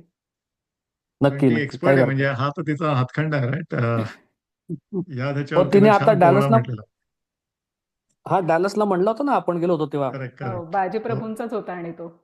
तर हो, आजचाच तेव्हा एकदम म्हणून होता. म्हणलं मी की तो आज आज एकदम ऍप्ट येतो. हा, हो, ठीक आहे, खरंय नंतर खरंय. म्हणशील काय हरकत. हा हो. हा, चालेल चालेल. अ, मला याच्यातल्या काही काही गोष्टी सांगायच्या वाटतात याच्यामध्ये. अम, बाजीप्रभू देशपांडे कुठे मिळाले शिवाजी महाराजांना? तर ह्याच्या आधीचं प्रकरण आपलं झालेलं आहे बघा, चंद्रराव मोर्याची स्वारी झालेलं आहे. तर जेव्हा शिवाजी महाराजांनी जावळी घेण्यासाठी आक्रमण केलंय जावळीवरती, त्यावेळेला जावळीमध्ये शिवाजी महाराजांचे 2 जिवलग मित्र आणि अतिशय शूर अशी माणसं तिथे युद्धामध्ये उतरलेत. एक जण आहे, त्याचं नाव आहे नेतोजी पालकर. तो लढतोय मुरारबाजी देशपांड्यांबरोबर, की जे पुढे जाऊन पुरंदरच्या किल्ल्यावरती शिवाजी महाराजांच्या बाजूने आले. आणि दुसरे जे आहे, तो आहे तानाजी मालुसरे. तो लढतोय बाजीप्रभू देशपांड्यांबरोबर. बघा काय झुंज असेल ती. म्हणजे याच्यातला एकही कोणी असा नाहीये की ज्याला म्हणजे कोणी डावा आणि कोणी उजवा नाहीये. आणि महिनाभर ते युद्ध चाललेलं आहे. आणि नंतर जेव्हा चंद्रराव मोरे मारला गेला, त्याची मुलं पकडली गेली, त्यावेळेला मग मुरारबाजी आणि बाजीप्रभूंनी शस्त्र ठेवली आहेत खाली आणि शिवाजी महाराजांच्या शरण आलेले आहेत ते. आणि मग अशा वेळेला महाराजांनी 2 की एकतर शत्रूची माणसं आहेत, तर त्यांना मारून टाकू शकतो, पण त्यांच्यामधला शौर्य ओळखून आणि त्यांच्यामधली स्वामीनिष्ठा ओळखून शिवाजी महाराजांनी त्यांना सांगितलं की अरे तुम्ही स्वराज्यासाठी का नाही करत हेच सगळं काम, आणि त्यांना स्वराज्यात घेतलंय. आणि पुढच्या काही महिन्यामध्येच बाजी प्रभूंनी आपले प्राण दिलेले आहेत शिवाजी महाराजांना वाचवण्यासाठी. तर महाराजांनी माणसं कशी ओळखायची आणि त्या माणसांना योग्य ते काम कसं द्यायचं हे महाराजांकडनं शिकावं. की कारण की तुम्ही बघा मोऱ्यांची स्वारी झाल्यानंतर लागोलाग काहीच महिन्यांमध्ये किंवा एक वर्षभरातच अफजल खानाची स्वारी झाली आहे. आणि अफजल खानाच्या स्वारीनंतर 5-6 महिन्यातच सिद्धी जोहर आलेला आहे. म्हणजे तसा फारसा काळ मिळालेला नाहीये. पण त्या काळातच बाजीप्रभूंनी आपल्या बांदल सेनेबरोबर, आता ही बांदल सेना कोण आहे तर 12 मावळ आहेत. जसं मी काल सांगितलं, मुळशी तालुक्याच्या आसपासची जी खोरी आहेत, नद्यांची खोरी आहे, तर त्या प्रत्येक खोऱ्याचा एक एक देशमुख आहे. त्याच्यामध्ये एक बांदल देशमुख नावाचे आहेत. हिरडस मावळ आहे, राजगडाच्या जवळ आहे, खाली पायथ्याला येतो हिरडस मावळ म्हणून आहे. त्याच्यामधले हे बांदल देशमुख आहेत आणि त्यांच्याकडे एक हे पद आहे. तर देशपांडे पदासाठी तो काम करणार बाजी प्रभू, पण जातीपातीत माहिती म्हणून हे आहेत. खरं आहे चांद्रसेनीय कायस्थ प्रभू. आणि त्या काळामध्ये सुद्धा आणि आजच्या काळात पण त्या काळात या समाजाची अशी ख्याती होती, अतिशय ट्रस्टेड माणसं, म्हणजे तुम्ही त्यांच्यावर डोळे झाकून विश्वास ठेवू शकता. प्रचंड स्वामीनिष्ठा अशी ही माणसं असायची. आणि त्याच्यामुळे महाराजांच्या गुप्तहेर खात्यामध्ये ही माणसं आहेत. ही माणसं जास्ती प्रमाणात आहेत, कारण की व्हेरी ट्रस्टेड. सो त्याप्रमाणेच बाजीप्रभू एक होते. आणि मग बाजीप्रभू च्या बरोबर हे 300 बांदल, रायाजी बांदल त्याच्यामध्ये, दीपा बांदल आहे, दीपा आय नाव आहे तिचं, दीपाई बांदल. आणि तिचा मुलगा हा रायाजी बांदल हा सुद्धा या सेनेमध्ये महाराजांच्यासाठी त्यानं बलिदान दिलेलं आहे या बांदल सेनेमध्ये. बांदल सेना यांना सगळे दरे खोरे माहिती होते आणि म्हणून हे 600 जण निवडले होते. आणि या 600 जणांमधून साधारणतः 50 ते 55 किलोमीटरचं अंतर आहे पन्हाळगडापासून ते विशाळगडापर्यंत. मध्ये 42 टेकड्या लागतात खाली, छोट्या मोठ्या अशा. आणि मसाईचं पठार असं नाव आहे त्या पूर्ण एरियाला. आणि तिथून ते पळत पळत पळत पळत रात्रीच्या अंधारामध्ये गेलेले आहेत. 12 जुलैचा दिवस आहे तो, म्हणजे पावसाळ्याचे दिवस आहेत. महाराजांना असं वाटलं की सिद्धीला इथला पाऊस माहीत नाहीये, हा आत्ता थांबेल, पण एकदा का पावसाळा चालू झाला की हा निघून जाईल. पण सिद्धी अजून कडवा होता. त्याला हे जेव्हा माहिती पडलं की पावसाळा चालू होणार आहे, तर त्यानं आधीच, पावसाळ्याच्या आधीच जवळपासच्या सगळ्या गावांमधनं मोठे मोठे गवतांचे भारे आणले, पेंढे आणले. याचं कारण की त्याला माहिती की ते दलदल तयार होते. दलदल तयार झाली की चिखलामध्ये उभं राहणं अवघड होऊन बसतं सैनिकांना.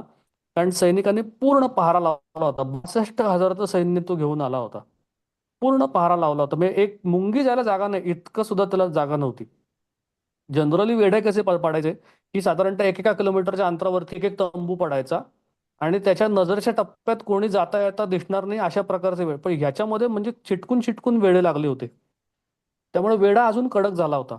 बरं, हा वेढा बाहेरनं फोडायचा प्रयत्न झाला नाही का, तर बाहेरनं फोडायचा प्रयत्न स्वतः नेतोजी पालकर, ज्यांची ख्याती आहे प्रति शिवाजी अशी ज्यांची ख्याती आहे, शिवाजी सारखा दुसरा, त्यानं फोडण्याचा प्रयत्न केला आणि त्याला हार मानावी लागली. नेतोजी पालकरला हार मारावी लागणे म्हणजे खूप अवघड गोष्ट आहे, खूप काय म्हणतात, रेअर आहे ही गोष्ट. म्हणजे तो वेढा किती कडक होता याचा आपल्याला अंदाज येतो. कुठलीही बातमी सुद्धा वरती जाऊ शकत नव्हती. बहिर्जी नाईकांची जी काही टोळी होती गुप्तहेरांची, कुठली बातमी पण वर जात नव्हती. मग अशा वेळी महाराजांनी निर्णय घेतला की आता जर ह्याच्यातनं बाहेर पडायचं असेल आणि गडावरचं धान्य संपत आलेलं आहे, तर हे सगळे मला पकडायला आलेले आहेत, त्याच्यामुळे मी दुसरीकडे गेलो तर बरोबर माझ्या मागे हे सगळेजण येतील. आणि म्हणून त्यांनी ते धाडस केलं की काही मावळे पन्हाळगडावरतीच ठेवलेत आणि स्वतःच्या बरोबर फक्त 600 कडवे आणि ज्यांना माहिती असे बांदल सैनिक घेतलेले आहेत. आणि त्यांच्या बरोबर त्यांचं नेतृत्व करायला बाजीप्रभू देशपांडे. याच्या आधीची एक गोष्ट आहे ती म्हणजे शिवा न्हावी काशीद, ज्याची गोष्ट नुसता ओझरता उल्लेख आला याच्यामध्ये. हा शिवा न्हावी काशीद कोण आहे, तर न्हावी आहे तो, न्हावी आणि काशीद आहे. काशीद म्हणजे इकडून पूर्वीच्या काळी पत्र पोचवायची पद्धत होती. म्हणजे असे पत्र द्यायचे ना, खलिते द्यायचे. तर ते पोस्टमन शेवटपर्यंत द्यायचा. तर मध्ये मध्ये माणसं असायची, ती पास करायची ते लेटर्स. तर ते काशीद लोक ती कामं करायची. सो तो शिवा न्हावी काशीद अशा प्रकार तो काम काशिदाचं करायचा आणि तो महाराजांच्या सैन्यात होता. पण तो दिसायचा शिवाजी महाराजांसारखा. त्याच तसंच तो महाराजांसारखी ठेवायचा. आणि मग ज्या वेळेला त्याला असं कळलं की वेड्यामधनं बाहेर पडणं अवघड आहे, मग तो जाऊन म्हणतोय महाराजांना की मी तुम्हाला या वेड्यातनं बाहेर काढू शकतो. ते म्हणले की कसं काय? तर तो म्हटला मी जातो शिवाजी बनून आणि तोपर्यंत तुम्ही जेवढं शक्य असेल तेवढं तुम्ही पुढे जा. महाराज म्हटले नाही, असं कशाला करायचं, जे काय असेल तर. तो म्हणतो की मी शिवा न्हावी काशीद म्हणून मला आलोय. माझं भाग्य आहे, तुम्ही माझ्यापासून हिरावून घेऊ नका की स्वराज्यासाठी मला एक दिवसाचा का होईना शिवाजी महाराज म्हणून जाईल. आणि मग त्यानं त्याच्या प्राणांचं बलिदान दिलेलं आहे. त्याची समाधी मागे गोनी दांडेकरांना सापडली होती तिथे, कारण त्याच्यावरती भरपूर झाडी जमली होती, ढिगारे जमले होते मातीचे वगैरे. त्यांची समाधी त्या तिथे न्हावी काशीची सापडली. यातला इंटरेस्टिंग फॅक्ट अशी आहे की बॅक टू बॅक 2 मोठ्या प्रसंगामध्ये न्हावी समाजातल्या 2 माणसांनी शिवाजी महाराजांचे प्राण वाचवलेले आहेत. पहिला जो न्हावी आहे त्याचं नाव आहे, आणि मी अगेन जातीचं नाही सांगत आहे, मी जनरल सांगतो की कसं प्रत्येक समाजाचं याच्यामध्ये योगदान आहे. त्याचं नाव आहे जीवा महाले सकपाळ. तो पण जातीनं न्हावी आहे. आणि हा जो आहे शिवा न्हावी काशीद, आपण न्हावी आहे जातीनं. 2 नाभिक समाजाच्या माणसांनी शिवाजी महाराजांचे प्राण मोठ्या संकटातनं वाचवलेले आहेत. एकानं दुसऱ्याचा प्राण घेऊन सय्यद बंडाचा, आणि एकानं स्वतःचा प्राण देऊन, असे असे ते झालेत. मग नंतर पुढे गेल्यानंतर बाजीप्रभू आणि त्यांचे ते मावळे तर तिथे मारले गेले. आणि सिद्धी मसूद त्याचा जावई होता तो परत आला. महाराज तिकडे पोहोचले. मग महाराज 2 दिवसांनी परत आलेले बरं का पावनखिंडीमध्ये बघायला. आणि मग सगळ्या तिथं रक्ताचा सडा सांडलेला होता. सगळे मावळे मरून पडले होते. तर त्यांचं विधिवत सगळं महाराजांनी अंत्यसंस्कार करून, आता हे म्हणतात, आता हे सगळं इतिहासाला माहिती की त्यांनी सांगितलं ही पावनखिंड. त्याचं आधीचं नाव घोडखिंड, कारण तिथून घोड्यांचा व्यापार करण्यासाठी घोडे पास व्हायचे त्यात खिंडीमधनं, म्हणून त्याचं नाव घोडखिंड होतं. आणि नंतर त्याचं नाव आता पावनखिंड, आपण सगळेजण पावनखिंड म्हणतो. अशी ती गोष्ट आहे. अजून एक 2 गोष्टी सांगतो, पण मी थांबतो, आणि अजून कोणाला काही बोलायचं असेल तर बोलू शकतात. गोनी दांडेकरांनी पावना काठचा धोंडी म्हणून एक कादंबरी लिहिलेली आहे आणि हो. त्याच्यावर चित्रपट सुद्धा काढलेला आहे. तर त्या चित्रपटात हे असं शिवाजी महाराजांचं आणि हे दर्या खोऱ्यांचं बरंचसं त्यांनी दाखवलेलं सुद्धा आहे. अगदी बरोबर. ते आणि कधीतरी बोलण्यात आपण बोला. बोलण्यात इतके पटायत आहेत, अगदी छान बोलतात गोनी दांडेकर. मी स्वतः ऐकले त्यांचं भाषण. फार बरोबर सुंदर. बोलायचे. बरोबर. साधा माणूस, अगदी भयंकर साधा माणूस. नक्कीच. आपण कधी त्यांच्यासाठी एक वेगळा कार्यक्रम करू. मृणालताईंना बोलवू एखाद दिवस, ते खूप छान सांगतील, त्यांची ठीक. मुलगी.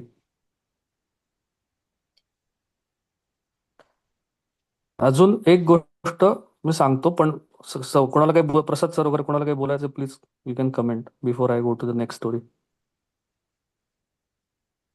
नाही, जाऊ शकतोस. खूप छान सांगितलंस आणि बरोबर आहे. शिवाकाशीचं योगदानही न विसरून चालणार नाही. आणि मोठं बलिदान दिलेलं आहे त्यांनी महाराजांसाठी. नक्कीच. ते काल त्यांनी सांगितलं राहुलने की होता जेव्हा म्हणून वाचला शिवा. त्या जीवा नावाचं इतकं फार कौतुक करण्यासारखं, फार फार अतिशय शिव. आणि तर आता ह्या त्यांनी केसमध्ये सांगितलं की होता काय शिवा गोष्ट म्हणून वाचला शिवा. नाही, होता जेव्हा म्हणून वाचला शिवा. Correct. राहुलने काल सांगितली ती गोष्ट. बरोबर. ते नाही, सर म्हणतायत, प्रसाद सर म्हणतायत, या गोष्टीमध्ये आपण असं म्हणू शकतो की म्हणजे हा शिवा होता म्हणून वाचला शिवा, असंच. म्हणजे कारण या शिवानं बलिदान दिले स्वतःच. बरोबर. एका शिवाला बलिदान द्यायला लागलं खऱ्या शिवाला वाचवण्यासाठी. बरोबर. प्रिया, ते तुम्हाला काही बोलायचं आहे? अच्छा. आता याच्यात नंतर सिद्धी जोहरचं काय झालं? पण महाराज तर निघून गेले तिकडे. मग याच्यानंतर झालं काय की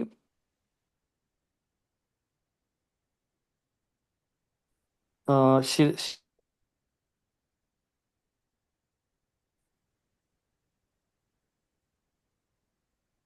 राहुल, तुझा आवाज येत नाही एक फसावेला. म्हणजे सिद्धी जोहर विशाळगडाकडे का नाही गेला वेढा घालायला, बरोबर?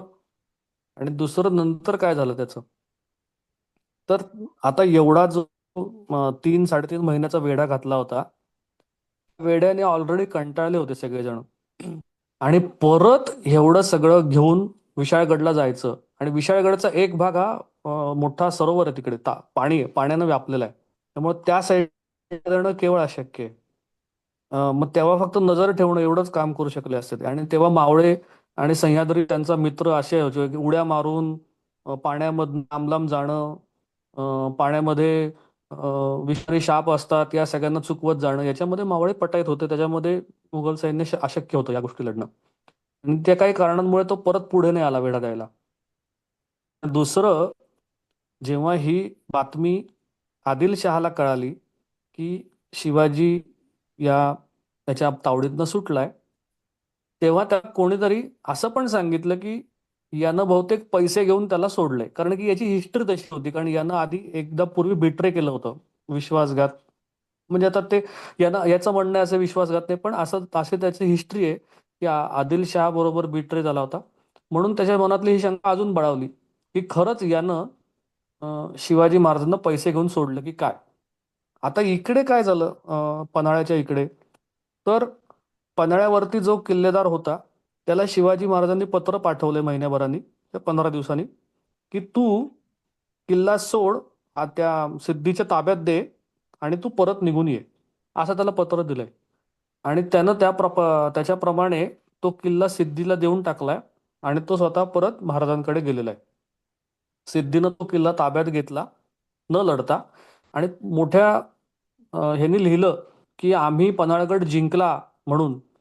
आणि आदिलशहाला सांगितलं की शिवाजी या सगळ्या ह्याच्या गडबडीत पळालाय, पण आम्ही त्याला लवकरच पकडू. तर आदिलशहाचा डाऊट अजून वाढला, संशय अजून वाढला की शिवाजी तर पळालाच, पण यानं पैसे देऊन किल्ला पण घेतलाय आणि आपल्याला पत्र लिहितोय की किल्ला यानं घेतलाय. तर आदिलशहा स्वतः आदिलशहा फौज घेऊन निघालाय याचा बंदोबस्त करायला सिद्धी जोहरचा. आणि ज्या वेळेला सिद्धी जोहरला हे कळालं, जेव्हा तो पन्हाळ्यावरती होता तेव्हा तेव्हा त्यानं त्याच्या हातानं आदिलशाहीचे झेंडे फाडलेत, खाली उतरवलेत किल्ल्यावरनं. तो किल्ल्याच्या खाली उतरलाय आणि तो त्याच्या गावाकडे निघून गेलाय, तेलंगणाला. कारण की आता एवढं मोठं फौज घेऊन आदिलशाह येतोय म्हणून. तर त्याच्या मागे मागे आदिलशहा त्या तिकडे हैदराबादला, तेलंगणाला गेलेला आहे. आणि मग तिथे जाऊन सिद्धी जोहरनं आत्महत्या केली. इतकं ट्रॅजेडी तशी झाली, त्यानं तिकडे जाऊन आत्महत्या केली. आणि नंतर महाराजांच्या एका पत्रात उल्लेख आहे की जरी तो आमचा शत्रू होता तरी तो इतका स्वामीनिष्ठ होता आणि त्याचा असा अंत झाला, हे काही बरोबर झालं नाही किंवा हे वाईट झालं, अशा प्रकारचा उल्लेख आहे त्याचा. अशी ती सिद्धी जोहरची नंतरची ट्रॅजेडी.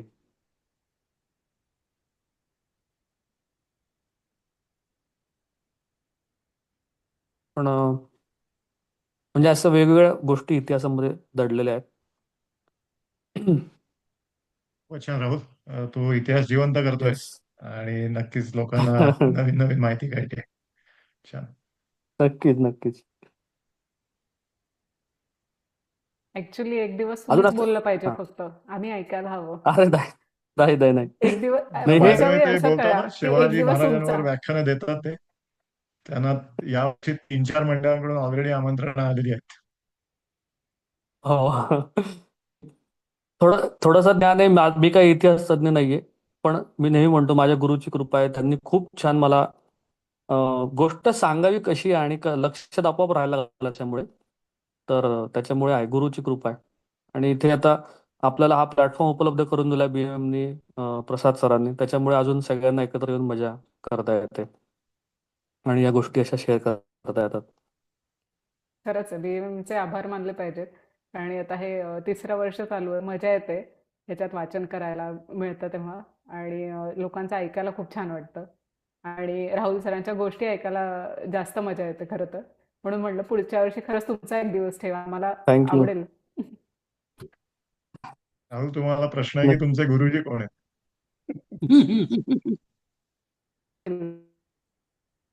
शेटे सर आहेत, मोहन शेटे. आपलं त्यांना BM ला एकदा आपलं आणत चाललंय ना. निरंजन पाटोळे सरांना काहीतरी विचारायचं, बोला सर. हॅलो राहुल, निरंजन पाटोळे बोलतोय व्हर्जिनियामधून. मला एक प्रश्न होता. हा सर. प्लीज निरंजन म्हण. काय झालं की माझ्या निरंजन वाचनामध्ये बोला. की जंजिरा किल्ला जो आहे, जो कोकणामध्ये येतो, तो मुरुड जंजिरा, तर त्याचा किल्लेदार म्हणून सिद्धी जोहर होता.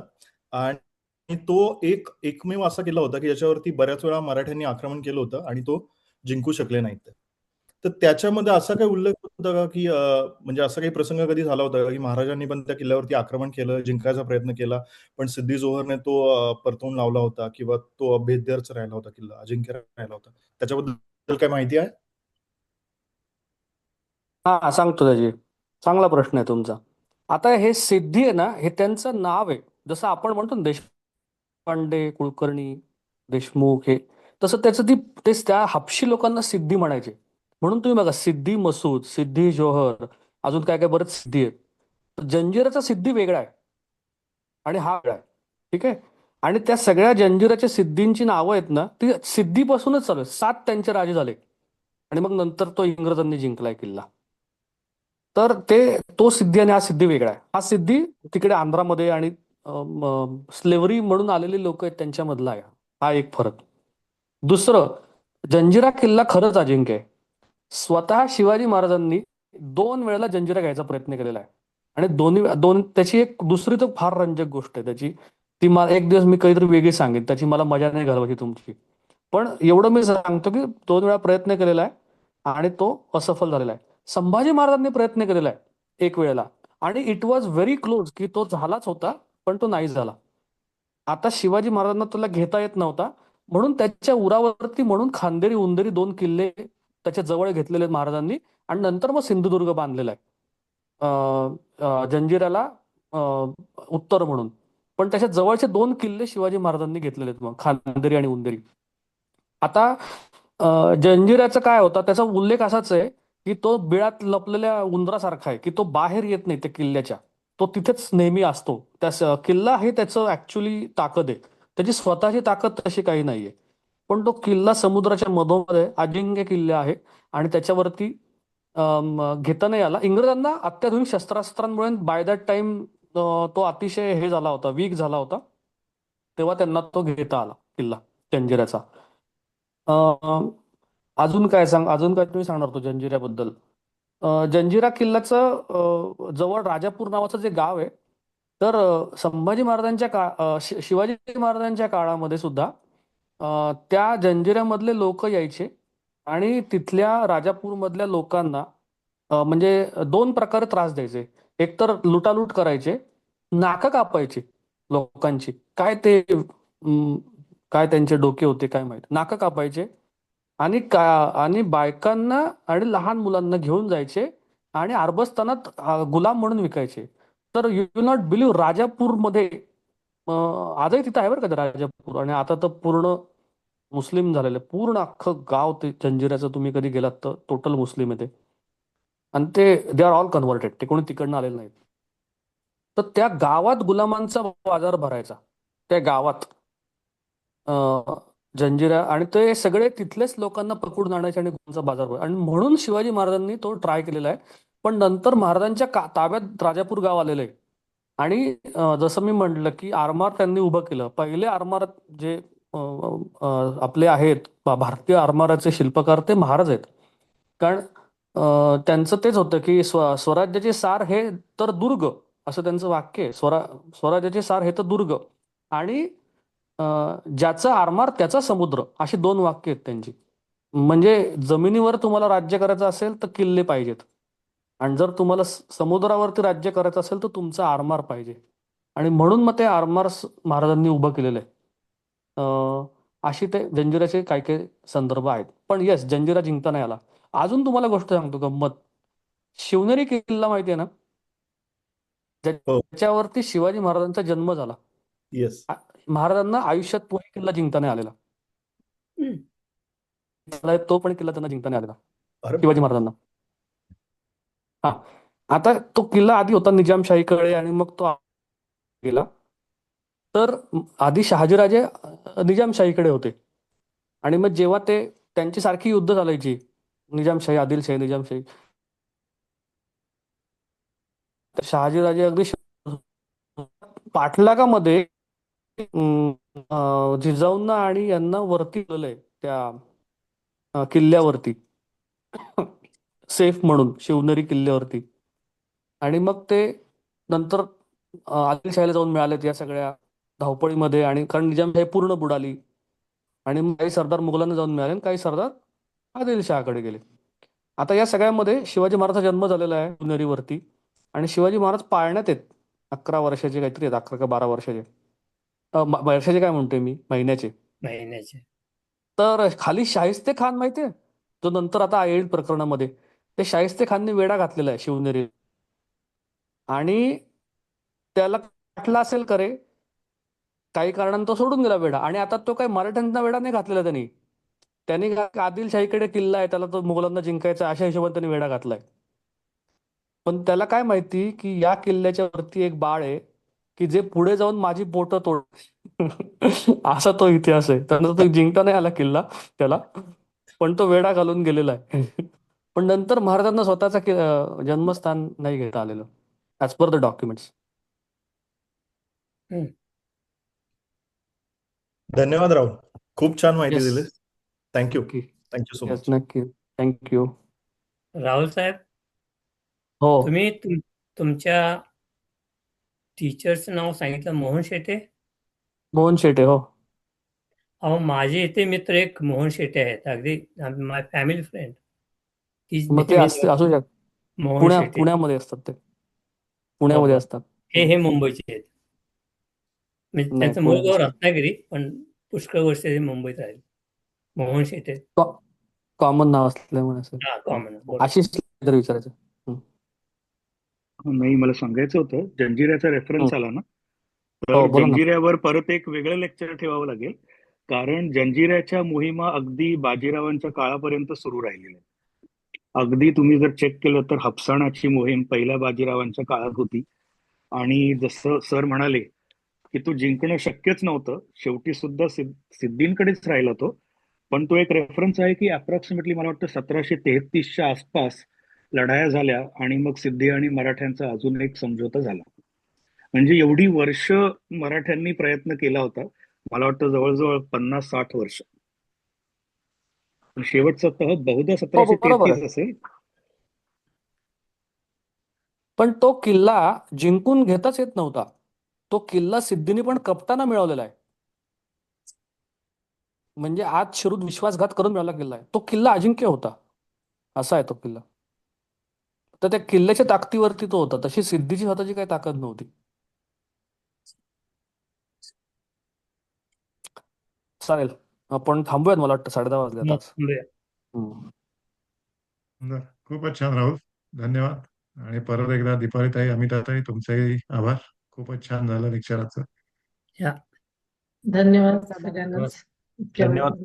महाराज की जय. धन्यवाद सगळ्यांना. धन्यवाद.